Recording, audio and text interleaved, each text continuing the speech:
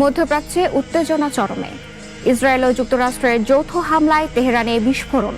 নিরাপদ স্থানে সরিয়ে নেওয়া হয়েছে আয়াতুল্লাহ আলী খামেনিকে। অক্ষত আছেন প্রেসিডেন্ট মাসুদ পেজেশকিয়ান। সর্বশেষ পরিস্থিতি জানব ডেস্ক রিপোর্টে। শনিবার সকালে মধ্যপ্রাচ্যে উত্তেজনা নতুন মাত্রা পেয়েছে। ইসরায়েল ও যুক্তরাষ্ট্র যৌথভাবে ইরানের রাজধানী তেহরানে হামলা চালিয়েছে বলে আন্তর্জাতিক সংবাদ মাধ্যমে খবর প্রকাশিত হয়েছে। শহরের বিভিন্ন এলাকায় বিস্ফোরণের শব্দ শোনা গেছে, বিশেষ করে অতি সুরক্ষিত পাস্তুর জেলায়, যেখানে প্রেসিডেন্টের কার্যালয় ও সর্বোচ্চ নেতার বাসভবন অবস্থিত। রয়টার্স জানায়, ইরানের সর্বোচ্চ নেতা আয়াতুল্লাহ আলী খামেনি তেহরানে নেই। তাকে দ্রুত একটি নিরাপদ স্থানে স্থানান্তর করা হয়েছে, তবে তার বর্তমান অবস্থান প্রকাশ করা হয়নি নিরাপত্তাজনিত কারণে।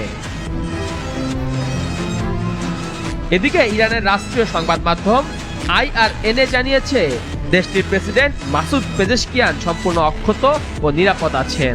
প্রেসিডেন্ট দপ্তরের একটি সূত্রের বরাতে বলা হয়েছে, হামলার পরপরই তার নিরাপত্তা নিশ্চিত করা হয়। হামলার পর ইসরায়েল দেশ জুড়ে জরুরি অবস্থা জারি করেছে এবং পুরো আকাশসীমা সাময়িকভাবে বন্ধ ঘোষণা করা হয়েছে। সব বেসামরিক ফ্লাইট বাতিল করা হয়েছে।